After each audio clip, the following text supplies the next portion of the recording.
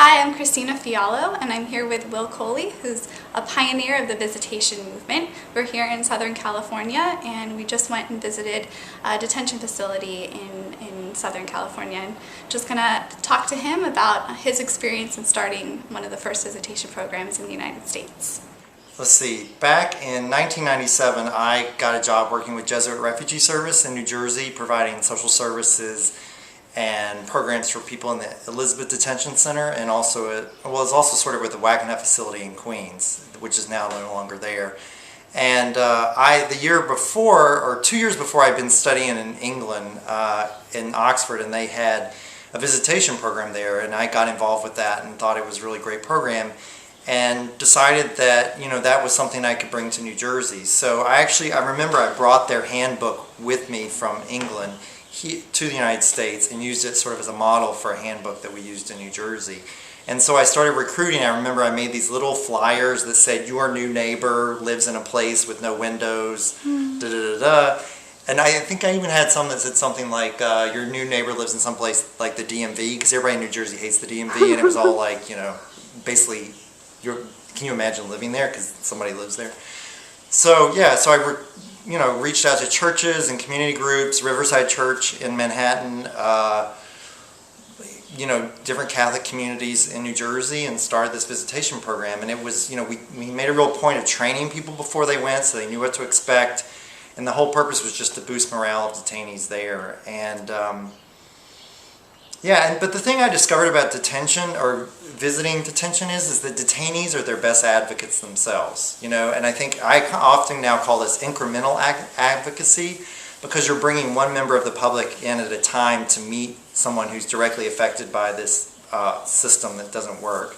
And they're the ones that can do the best advocacy. And once people have gone inside and personally met someone, they're forever changed. And so the number of people, we're doing a very slow job, but we're reaching the public by having people go in and learn about what's happening in detention. And what do you hope to see in the next 10 years with the visitation movement? Yeah, well, I'm really excited by the way that, visitation has really taken off. Everybody's doing great things. Sojourners and First Friends became what JRS was doing, and they're doing amazing work. And all around the country, it's been really impressive, what people are doing. And I think it's as I said, it's a different kind of advocacy. And I think, it helps people that are in the process to know that everyone in the United States does not agree with the way they're being treated, and basically just to be a friend to someone and let them know that someone outside cares about them and knows that they're there and they're not forgotten. So in the next 10 years, I don't know. You're the one who said that there's 200 and something facilities in the United States, and the idea that there could be a visitation program at each of those is really an exciting thing. When I was doing this, I was just trying to get, in New Jersey and New York City, trying to get people to go. And just the idea that there can be a national scale to this is just really impressive to me. And it's very exciting. If you were sitting across from somebody thinking about the possibility of organizing their community around this idea of visitation, what would you say to them? You mean the steps to do it? Or not even the steps, just kind of the morale boosting and kind of like... Why do it? Yeah, why do it? Well, I think it's just important for people to know that there's someone on the outside that knows that they're there. Oh, and I think for asylum seekers, people who arrive in the United States, it really troubles me to think that that's their first experience of our country. And I would much rather see, some sort of welcome and a way to say that, we're here to support you. You've been through a horrible experience, and this is only going to compound it, but we're here for you, and we want to, befriend you, sort of thing. It gets more difficult for, people who've been here and have family members here, but a lot of times families themselves might be undocumented and they can't go into the facility and see people, so you can be the proxy, the person to go in and be a smiling face and offer support.